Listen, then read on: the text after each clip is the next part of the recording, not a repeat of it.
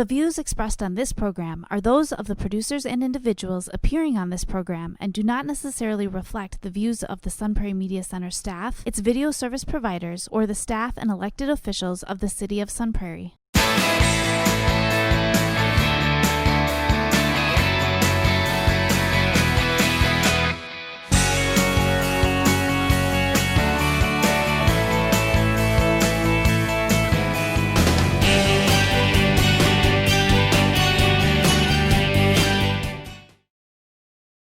Hello and welcome to Real Reviews. My name is Jameson Rabbit, and the man over here on the other side from me, I got nothing for you, man. He is putting up with me today. That's what he's doing. It's crazy. That is in the Wikipedia page quite often. Tolerating Jameson Rabbit is what his talent I just is want to today. comment. There is a big butterfly right behind you. I think it's huge. It's great. I just want to pull the curtain back a little bit for anyone who's watching. This is our third or fourth attempt at doing this, and I've been having massive technical difficulties with my computer, which has forced me to move and do all kinds of things. So I'm broadcasting from my 7-year-old daughter's bedroom. This is thus the backdrop. I love it. But anyways. At least it's a great backdrop, and it makes us appreciate the media center even more. You're not kidding. They do a lot of work for us. A lot. Yeah. I miss them more and more every day, but soon enough. All right, let's get into what we are here to talk about, though, sir. We have some movies to talk about, and I'm going to get into the first one. I know you're excited to hear about this. You've heard rumors of it. The first film I have is called The King of Staten Island, from director Judd Apatow. This is a film that was supposed to be in theaters, got pushed into VOD because of the COVID crisis, and so here we are. This is Judd Apatow directing Pete Davidson in this film, and Pete stars as a guy named Scott. Scott is this like 24-year-old adolescent, basically, who's dealing with grief because his father passed away when he was when Scott was a young age, and he just kind of hasn't figured out a way to deal with the grief of losing his dad, and so he just does a lot of self-destructive things. The film opens, he's driving down a highway, basically playing chicken with himself, seeing how long he can keep his eyes closed for while going down the highway without slamming into somebody. He hangs around with a bunch of real losers as well, who they just hang out. The only thing that he cares about is tattooing. He wants to open this tattoo parlor / restaurant, which he has cleverly named Ruby Tuesdays. And nobody is on board with this idea. They all know this is a terrible plan. Just to let everybody know, we had a lot of witty comments on the other takes. On the first 3 or 4 takes of this, yeah. But yeah, and so really the only thing he cares about is just tattooing. And he's tattooed up all of his buddies. They've allowed him to use them as a canvas for his really terrible tattoos. He's not good at it. But really the narrative really gets started when when a 10-year-old kid comes stumbling by this group of losers, and Scott convinces this 10-year-old kid to let him tattoo him. And that doesn't go over well when he goes home and the kid's father sees the tattoo on his 10-year-old child. So the father, played by Bill Burr, shows up at Pete's mom's house. Pete's mom is played by Marissa Tomei. Shows up there. He's irate. He's not thrilled about his kid coming home with a tattoo from some idiot.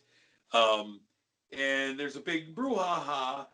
But ultimately it serves as like the meet cute between Bill Burr's character of Ray and the mom, Marissa Tomei. And Scott's not thrilled with this because all of a sudden his mom's dating this dude who is screaming at him recently. And he doesn't know how to deal with this. And there's a lot of anger and mistrust between these guys because of the tattooing incident, but also because they see each other as a threat to their cushy life with Margie is the mom's name. Their cushy life with Margie. The other one is kind of in the way. And both think the other one is kind of turning her against them. And it kind of all blows up in their faces. at one point. The odd thing is that Ray is also a firefighter, like Scott's dad was, um, and in an attempt to kind of uh, reconcile with Ray, Scott starts showing up at the firehouse, partly because he doesn't have a place to live because he's been kicked out of the house now, but partly because he is realizing that he needs that father figure structure that the firefighters offer. Don't mind me. That the firefighters kind of offer, and he realizes that he and Ray have more in common than they both would probably like to admit. And you realize kind of midway through the movie that this is really a film about a kid and a father figure, and that he's really searching for this father figure that he never really had. And he starts hearing stories from the other firefighters about his dad and learning some things that he never knew about his dad, and it's kind of healing for that wound for him. And it becomes this really reflective film. It reminded me a lot of Judd Apatow's Funny People that he did with Adam Sandler a few years back, where it wasn't necessarily like raunchy comedy, ha ha. It was more about, real situation.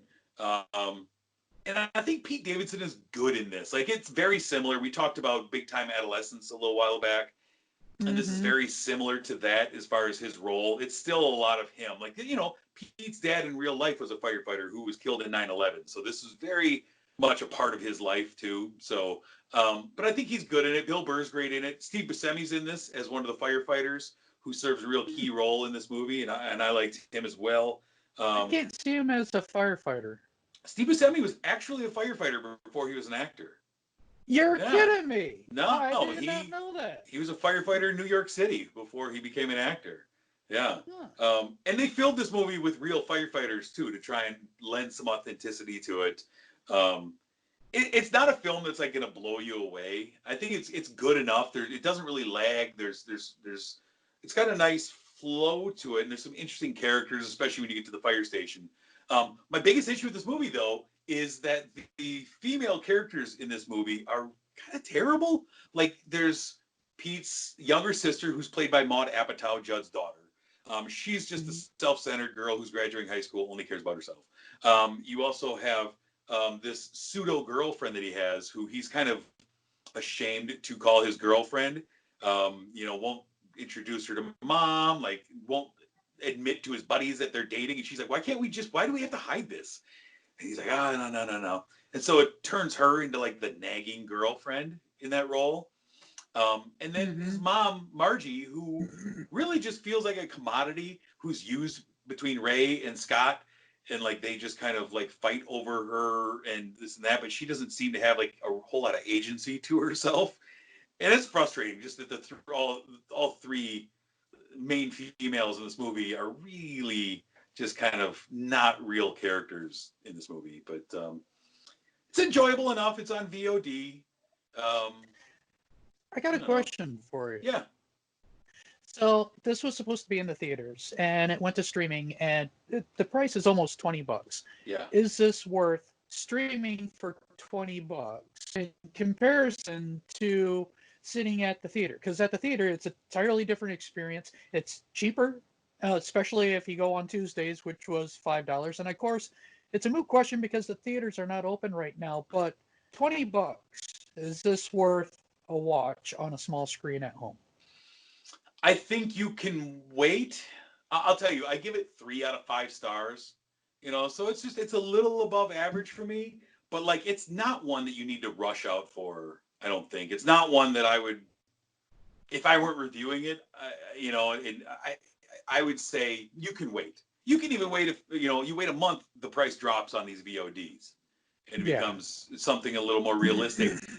I do think that $20 asking price that they go for is tough sometimes with some of these movies, and this one in particular, because I don't think it was anything special. And I didn't have a lot of laughs. Like, I enjoyed it, and this is all right. But yeah, at the end of the day, I don't think I would recommend run out and make sure you drop your $20 on this one. And I don't mind dropping money on a movie. When it's at the theater, it's a little bit more special. I could take a movie or a mediocre movie, and I could enjoy my experience there. sitting at home for $20, that, yeah, I mean, I better get something really special. And Right. I really hope this doesn't become a trend after the theaters are open, because, It's funny. I listened to a podcast that Judd Apatow was on, and he was talking about this and his decision to put this into VOD. And he said, "No, I think this is a viable market. That I think it's good for movies like this size." He says, "Yeah, I love it." He goes, "But next year, when movies are back in theaters," he says, "Oh, I'll be trashing VOD. Anytime you ask me, I'll be talking trash about it." He's like, "But right now, I Nice. think it's great." So he's realistic about it. That it's not going to replace the movie theater experience. So, yeah, big time adolescent. Like I say, 3 out of 5 stars. Take it as you will, but I wouldn't recommend running out to go see this. The next movie we have on the marquee, sir, is one that you got on Disney Plus, right? It's Artemis Fowl, based on the book by Ewan Colfer. It's a little different from the book. We have a boy in the book. It's about a criminal mastermind who's 12 years old. This one, I feel like Disney kind of forced to soften it up a little bit. He doesn't come off as a criminal. His dad is an antique dealer, and he is framed for theft. And he is kidnapped by a mysterious being called Opal. That's its name. We really don't know much about this. This movie kind of gives us a lot of information about things we don't really need. So I'm going to just tell you what you need to know about the movie. Artemis Fowl, Great. he finds out that in order to get his dad back, there's a ransom. He needs to grab this ancient artifact called the Oculus. Yeah, Oculus, whatever. Oculus, And yeah. this is the most powerful piece of equipment that the fairy people have. Fairy people are people who live underneath the ground. They've been there for a long, long time. It's all of them. It's centaurs, it's leprechauns, it's goblins, it's gnomes, Trolls. it's all these fantastic beasts. And it's not the old world type. They modernized, and they are way beyond our technology. It seems like a wonderful, fun place to explore. But we don't do that in this movie. No. For an adventure, the entire adventure takes place at Artemis Fowl's house. This movie feeds us a lot of information, like there's this time this freezing thing that works great. They spent a lot of time showing this how it works and how awesome it is, and then they spent a lot of time the second time they use it, and it doesn't seem to do anything it's supposed to do. They spend a lot of time explaining how they get people up, their fairy people, up to the top surface. Artemis Fowl, he has captured a fairy. It's played by Laura McDonald. She plays Holly Short. She is the detective that's sent up to the surface to investigate the theft of the Oculus.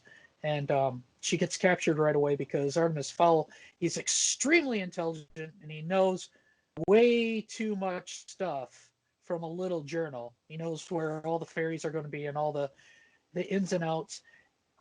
This movie is pretty much a mess. There's a lot of beautiful things in it. And I feel like maybe it would have gone someplace as an adventure. The trailer shows us great locales, interesting voices, visually stimulating. But this movie pumps a lot of information that is completely useless for this movie. Yeah. Another example, Tamara Smart, she plays Juliet, who is the niece of the bodyguard of Artemis Fowl. Best friend wasn't used at all. No. You see her pop up at the end, but they spent a lot of time to explain why she's there in the first place. They spent a lot of time talking about Artemis's relationship with his father, which is one of the highlights of the movie because it kind of made it more real, but constantly giving us this information like how that's volcano line that goes all the way to the surface and how dangerous it is, but entire armies kind of and it's how they give the information. You have Josh Gad basically narrating parts of the movie, just throwing exposition at you about things, and a lot of that it just doesn't make sense. Judi Dench plays like the head of the fairies, and she's doing, I don't know what she's doing in this character, overacting like this growly voice of hers. Like it's insane what they told Judi Dench to do in this role. I feel like they took their cue from the Leprechaun movies, the horror movie, because that's how he sounds in the horror movie. But here's the thing, like this is a very successful book franchise. We've read these books. My kids love this. They were very excited for this movie because it's such a cool story, and it has nothing in common with the books. Artemis is supposed to be this really powerful character who's charismatic. He's in control, but he's played very differently in this movie. There's fairies and trolls, and he can control them, but it's bonkers. And it's Kenneth Branagh who directs this, and this feels very much like Kenneth Branagh. I think he is one of our most overrated directors, and he does interesting visual things. But he did the first Thor movie, and I see a lot of similarities there, where it's art over storytelling, and he struggles with this. And this movie was, for me and my kids who were excited for it, boring and pedantic, and it was unfortunate how far from it felt like somebody who looked at the covers of the books, read the quick synopsis inside, and said, "That's all I need. I can make this movie." And it's nothing had anything to do. Technically, when Disney purchased the rights to make this movie, they did it before there was a book available. And maybe I am not thinking Disney wanted to invest that much into the actual book. But this was supposed to be a big movie for them. Another movie that was supposed to be in theaters got relegated. And it looked to me like one of the bad Spy Kid films mixed with some Agent Cody Banks. Like it did not have a great feel to it. Yeah. No, but some of the visuals were really cool. Well, sure. I did like that time stop thing.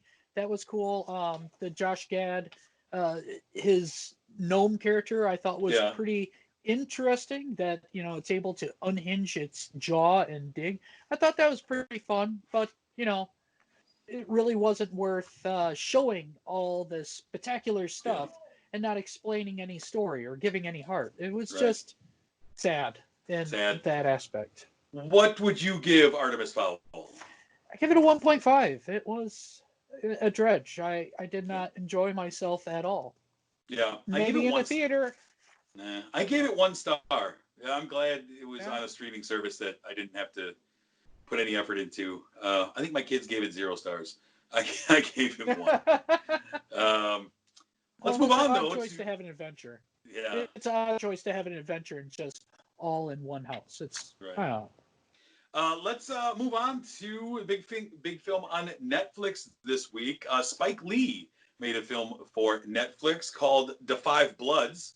And on its surface, it's a story about 4 Vietnam veterans who are returning to Nam to close some old wounds, to find some treasure that they left behind, and for one of them, kind of find the long lost bond with his son. And the story's told through a lot of flashbacks, but it's like all Spike Lee movies, there's a lot more than just on the surface in this film. You have these men going back, and the years have treated them all differently. But it's been the hardest on Paul. Paul's played by Delroy Lindo. He's really suffering from PTSD since he came back from Vietnam, suffering from regular flashbacks, living with guilt. And there's this big specter that's kind of hanging over all of them. That's the memory of their platoon leader, who was played by Chadwick Boseman in this movie. And basically, he was their spiritual leader. He was their platoon leader. It's how they learned to see themselves as black men fighting for a country that didn't really care for them. And so he's kind of this overall specter over this whole thing. He didn't make it home from the war, but his impact on them kind of still hangs. And the film, it turns into a heist film. We kind of are introduced to the guys, and then it turns into this heist film as they're going back to dig up this gold that they buried during the war. And they're finding these gold bars, and it kind of turned into that movie. Remember that Ben Affleck movie, Triple Canopy, that came out a few years ago, where it was the 3 mercenaries who went to another country dug Yep. up all the gold, and then allegiances start to shift, right? You get the money, and suddenly it's like, wait a minute, there's jealousy and there's greed and all this, and that kind of happens in this too. How the greed can corrupt, and it becomes a bit about these guys trying to get out of the country with more gold that they can carry, and old wounds and old suspicions start to open up. And Paul has a lot of issues with anger, distrust. Even his own son, played by John Majors, who tags along on the mission, I guess, to bond with him. There's a lot of distrust between them. And then the movie really ties into a lot of issues that we're having today, right now in this country, and it deals with race and deals with, it kind of bookends. Muhammad Ali opens the movie. Martin Luther King closes the movie. This is all about 1968 or 1967, and one of the tropes that becomes something in this movie is the MAGA hat that Paul wears. Paul's proud to wear this red MAGA hat. And this hat kind of starts moving around in the movie. And it feels like everyone who wears the hat chooses greed over loyalty. And it's interesting. It has a lot to say about this. Chadwick Boseman, interesting to me, only in the movie for maybe like 6 minutes total in flashbacks. Yeah. Kind of cool. But yeah, I thought all the acting in this was fantastic. And all the sub messages to the movie I thought were very powerful, very educational, spot on. The meat of the movie, that is the only thing I really had an issue with. They are, one of the ideas is the senior citizens are going to take a 2-day hike to get a footlocker full of solid gold. And then it becomes kind of a war movie where they are better than anybody else who's fighting against them. Another little, which is a very common theme in a lot of the senior citizen type movies where they come out and become heroes and stuff like that. And it's great, but they take it to a point where it's very unrealistic. You have one of our characters that is hooked on pain medicines, Oxycontins. yes, And he Clark just Peters' character, yeah. This person is not healthy enough to carry probably 100 pounds of gold at least, on his back. He's barely healthy enough to go on after the first day, and he just dumps out his Oxycontins, and for some reason more Oxycontins pop up. It appears. That I didn't understand. And they have this this message of grabbing the gold and have it be reprimands for all the atrocities that the American government has done upon the black people. But at the same time, they're stealing from people who also had a lot of atrocities done to them in just war. It's like you just stole from one person that probably needed the money as well to give to other people who need it as well. I'd like that if maybe the reprimands somehow could have came from the U.S. government instead of from other people who were oppressed and killed. Sure. And I think Delroy Lindo was amazing in this movie. I loved him. I love him as an actor, and I loved that he finally got a role that let him just go after it. And I thought he was really interesting. And I thought it was interesting that to have him as the Trump-loving black guy who's very different from everybody else that he's friends with. I thought he was great. I also loved just a little thing, like there's this, The Wire is one of my favorite TV shows ever, and there's a Wire reunion in here. Two of the guys are from The Wire.